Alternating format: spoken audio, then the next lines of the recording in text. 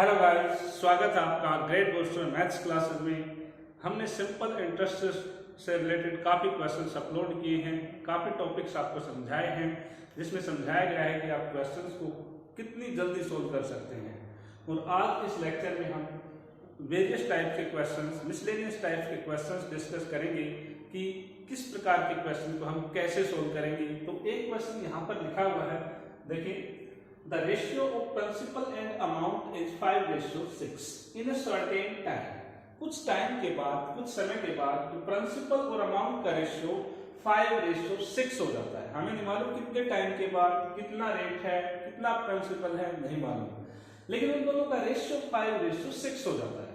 ठीक है, फिर एक और इंफॉर्मेशन दी है, इट विल बिकम 4:7। इन दोनों का रेशियो 4:7 हो जाएगा इन नेक्स्ट 5 ईयर्स।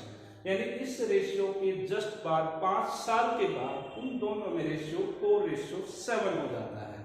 हमें रेट फाइंड आउट करना है। तो न हमारे पास प्रिंसिपल है, न हमारे पास रेट है। एक जो है टाइम 5 साल, तो उसके बाद का वो दे रखा है और हमें रेट फाइंड आउट करना है। तो ऐसे क्वेश्चंस में आपको क्या करना है, देखिए। तो सबसे पहले तो हम लिखेंगे 5:6।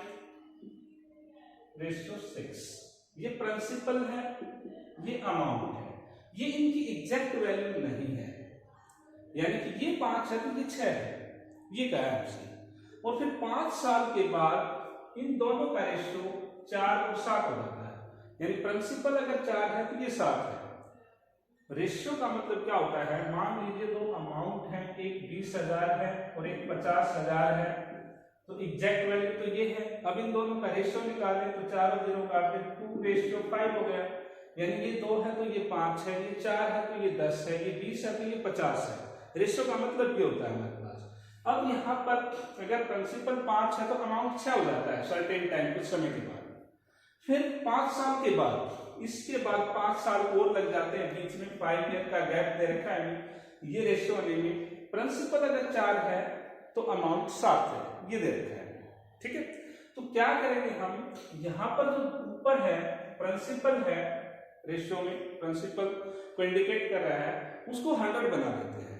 ये दोनों को बराबर कर देते हैं। इसको 100 अगर करना है तो ऊपर 20 से मल्टीप्लाई और नीचे भी 20 से, इक्विवेलेंट फ्रैक्शन आएगा। और इसको हम 25/25 से मल्टीप्लाई कर सकते हैं, 25 से ऊपर और 25 से नीचे। अब क्या बन जाएंगे, ये बन गया 100 और नीचे 120। ठीक है, ये बन गया ऊपर 100 और नीचे 175। अब प्रिंसिपल दोनों जगह सेम आ गया हमारे पास, रेशियो प्रिंसिपल एग्जैक्ट वैल्यू नहीं है, लेकिन ये 100 आ गया हमारे पास। ठीक है, और रेट जो है वो 100 के ऊपर काम करती है। अब यहां से 120 से 175 हो गया, ये अमाउंट था कुछ समय के बाद, और दूसरा नया अमाउंट 175। तो इन दोनों के बीच में जो अंतर है वो 55 रुपए का है। यानी इस 5 साल में 55 रुपए इंटरेस्ट आया है। 5 साल में 55 रुपए, 55 रुपए। और उस वक्त प्रिंसिपल कितना है, 100 के ऊपर 55 आया है, तो 55% हो गए ये 5 साल में।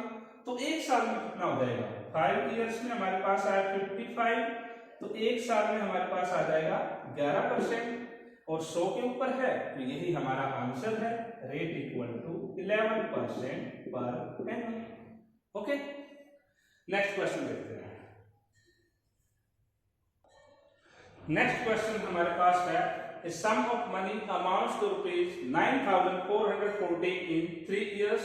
If the rate of interest increased by 25%, the amount becomes 9,800 in same time. Find principal and rate.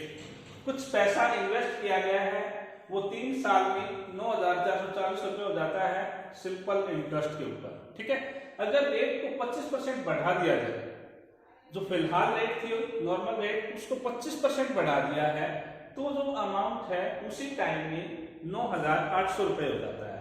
हमें रेट और प्रिंसिपल दोनों फाइंड आउट करने हैं।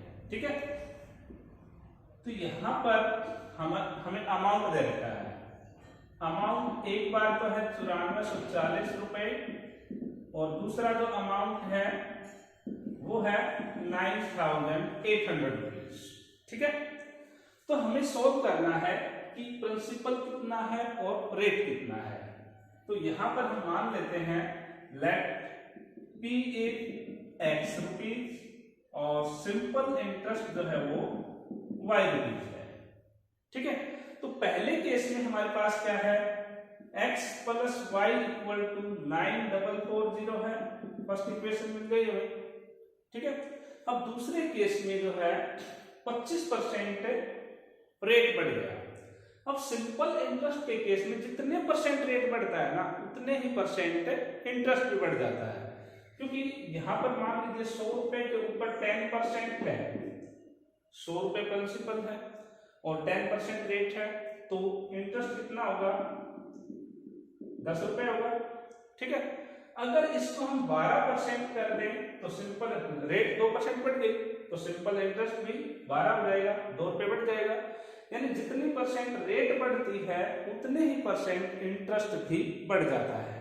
ठीक है, तो अब नया इंटरेस्ट क्या आएगा हमारे पास, पहले केस में इंटरेस्ट y है, न्यू इंटरेस्ट क्या होगा, y तो था ही, प्लस में इसका 25% और बढ़ जाएगा, 25% ऑफ y। और दूसरे केस में आप दूसरे सरल शब्दों में समझ सकते हैं, 25% का मतलब चौथा हिस्सा होता है, y तो है ही, y का 1/4 और बढ़ जाएगा, यानी कि y प्लस में 25/100 y, तो 1/4y। तो ये हम डायरेक्ट में लिख सकते थे, क्योंकि 25% जो है 25% वो 1/4 होता है, 1/4 होता है, तो y में 1/4y ऐड कर देते हैं हम, तो 4y प्लस y 5y/4 हो जाएगा। तो हमारे पास दूसरी कंडीशन में क्या आ जाएगा, principal plus 5/4y equal to 9800, ये सेकंड इक्वेशन आ जाएगी हमारे पास। ठीक है, अब इन दोनों इक्वेशन को हम सोल्व करेंगे। एक इक्वेशन तो हमारे पास आई है x plus y equal to 9440, दूसरी आई x plus 5/4y equal to 9800। तो इसको भी इसके साथ लिख लेते हैं, x plus y equal to 9440। अब इस इक्वेशन में से इस इक्वेशन को सब्ट्रैक्ट कर देते हैं, माइनस माइनस निशान चेंज हो गए, 5/4y में से y गया तो y/4 बच जाएगा, इक्वल टू 360। ओके, y आ जाएगा हमारे पास 4 मल्टीप्लाइड बाई 360, 36 72 144, 1440 आ गया। और y हमने कंसीडर किया था सिंपल इंटरेस्ट, सिंपल इंटरेस्ट आ गया हमारे पास, अमाउंट हमारे पास 9440 है, तो प्रिंसिपल क्या आ जाएगा, principal 9440 minus 1440 equal to 8000 rupees, 8000 रुपए हमारे पास प्रिंसिपल आ गया। ओके, तो प्रिंसिपल आ गया हमारे पास, टाइम है हमारे पास, अमाउंट है, सिंपल इंटरेस्ट है, रेट फाइंड आउट कर सकते हैं हम। अब यहाँ पर दो तरीके हैं, एक तो आप फॉर्मूला लगा दें, और अगर फॉर्मूला नहीं लगाना चाहते तो क्या करेंगे, अगर 8000 है प्रिंसिपल तो हमारे पास ब्याज बना है, इंटरेस्ट बना है 1440।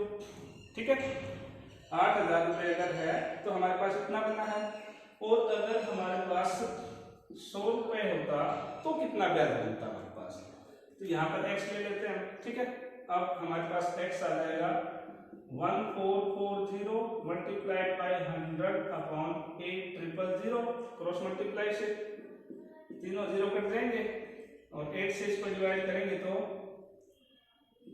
यानी कि 18 आ गया, 100 के ऊपर 18 रुपीज है।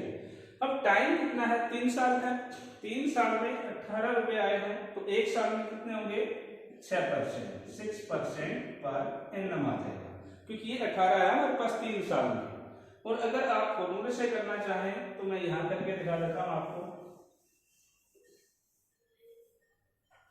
कि जो रेट का फॉर्मूला है वो हमारे पास होता है simple interest multiplied by 100 upon principal and time.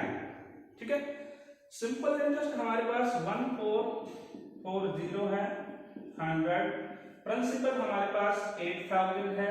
ठीक है, ये तो हमने सारा पुट्टी कर दिया था, सिर्फ टाइम छोड़ा था, टाइम से आखिर में डिवाइड किया हमने 3 साल, तो ये आ जाएगा सिंप्लीफाई करके 6% पर एनम। ओके, अगला सवाल लेते हैं। अगला क्वेश्चन हम लेते हैं, देखिए, some of ₹10,000 is lent out in 2 parts in such a way that first part at 5% per annum and second part at 6% per annum. कुल 10,000 रुपए है हमारे पास, टोटल 10,000 रुपए, उसको 2 हिस्सों में बांट दिया, ये नहीं पता कितना कितना, और दोनों को उधार दे दिया।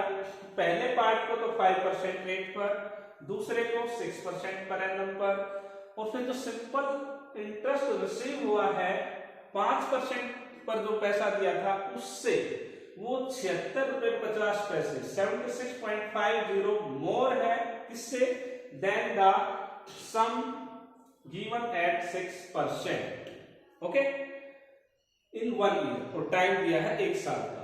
Find some lent eight 6% per annum. तो क्वेश्चन में सबसे पहले में समझना जरूरी होता है कि आखिर क्या कह रखा है, कि जो टोटल मनी है, टोटल प्रिंसिपल जो है वो हमारे पास 10,000 रुपीज है, ठीक है। अब 2 हिस्से कर दिए इसके, तो मान लीजिए एक तो x रुपए हो गया और दूसरा 10,000 माइनस x रुपीज हो जाएगा, 2 हिस्से कर दिए। अब पहले वाले को तो दिया है 5% के ऊपर, इसको 5% पर और इसको 6% पर उधार दिया है, और दोनों के लिए 1 ईयर का टाइम है, दोनों के लिए।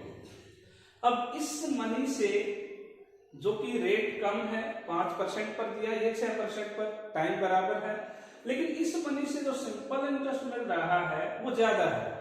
इसका मतलब ये मनी ज्यादा है, ये प्रिंसिपल बड़ा है, ये कम है, तब कम इंटरेस्ट आया है, क्योंकि रेट बराबर है, टाइम बराबर है, तो प्रिंसिपल छोटा होगा, एक में बड़ा होगा, इसमें प्रिंसिपल बड़ा है, तभी इंटरेस्ट ज्यादा आया है। तो हमें इक्वेशन चाहिए सोल्व करने के लिए, तो हमने मान लिया कि 2 हिस्से हैं, एक तो x रुपीज और दूसरा 10,000 माइनस x रुपीज, इतना कर सकते हैं। इसके बाद सिंपल इंटरेस्ट इससे मिला वो और इससे मिला वो, दोनों में डिफरेंस जो है वो 76.50 है। तो इससे इक्वेशन आ जाएगी हमारे पास, क्या लिखेंगे, सिंपल इंटरेस्ट निकालने का formula, principal rate time upon 100। इस केस में प्रिंसिपल रेट और टाइम अपॉन 100, ये बड़ा है, और इसमें से इसको अगर सब्ट्रैक्ट करते हैं तो 76.50 है।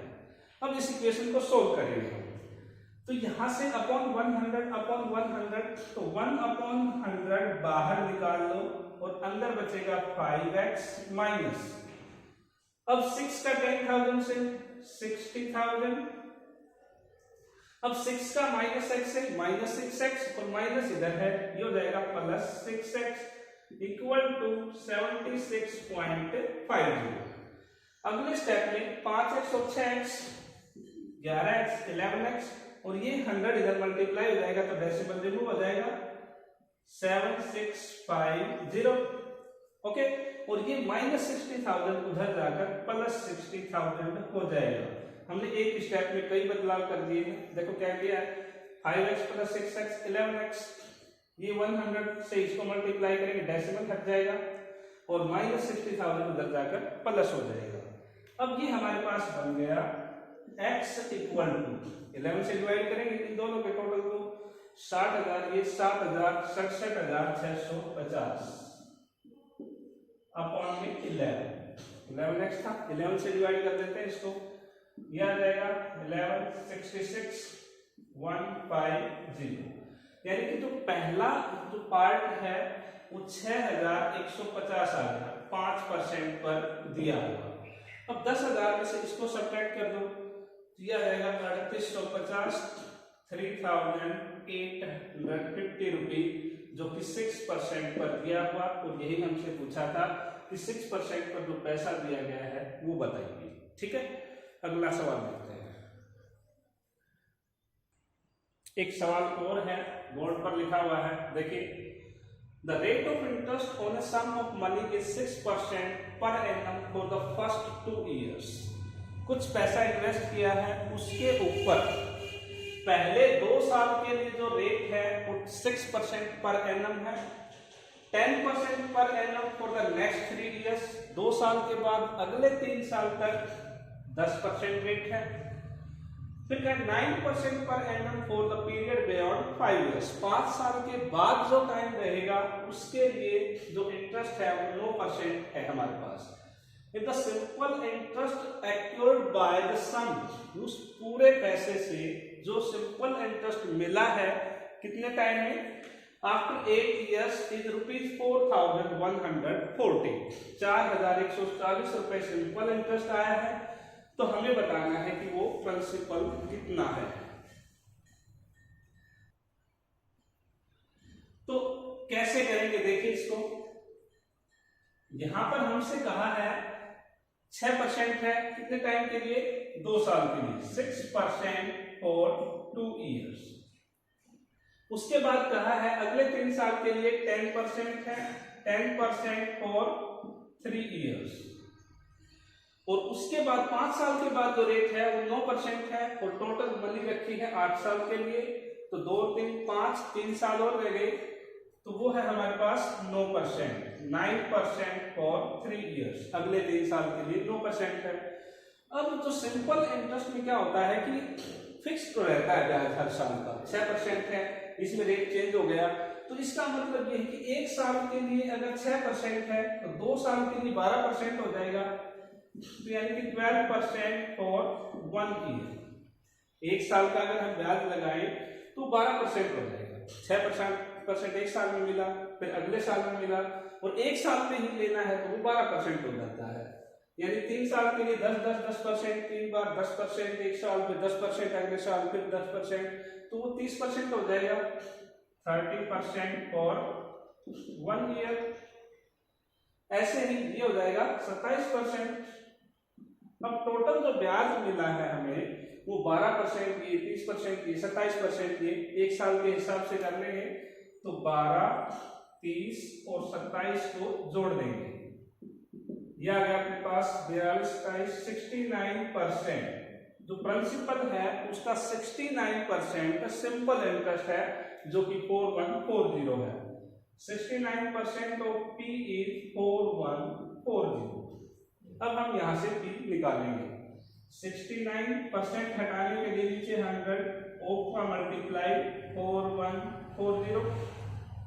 अब P आ गया अपने पास 4140 मल्टीप्लाइड बाई 100 अपॉन 69। ये 3 और 23 से कटता है सिर्फ, और ये 4 5 4 9 3 से कट जाएगा, 3 से ये 23 आ गया, 3 से इसको काटें 3 1 जा 3 1 3 3 9 3 8 24 0, और 23 6 का 138 होता है, 23 6 जा 138 0 60, और 100 का मल्टीप्लाई 6000 आ जाएगा, यानी प्रिंसिपल हमारे पास 6000 आ गया। Answer is 6000। One more question, अगला केस देखिए, a person borrows sum at 6% per annum and return ₹6000 after 1 year. एक आदमी कुछ मनी उधार लेता है, नहीं दे रखा कि कितने पैसे उधार लिए हैं उसने, और रेट जो है इंटरेस्ट का वो 6% है, एंड रिटर्न ₹6000 आफ्टर 1 ईयर, 1 साल के बाद वो 6000 रुपये वापस कर देता है। Now the interest rate is 5% for rest of money. अब जो 6000 रुपये वापस कर दिए तो जो पैसा बच गया वो प्रिंसिपल बन गया। अब उस प्रिंसिपल के ऊपर जो रेट है वो 5% है, पहले 6% थी, अब 5% रेट है, ठीक है। If the interest for second year, अब दूसरे साल का जो इंटरेस्ट है वो 11/20 of the interest for the first year, तो पहले साल में इंटरेस्ट मिला था उस इंटरेस्ट का 11/20 पार्ट है। हमें बताना है कि कितना पैसा उधार लिया गया था, ठीक है।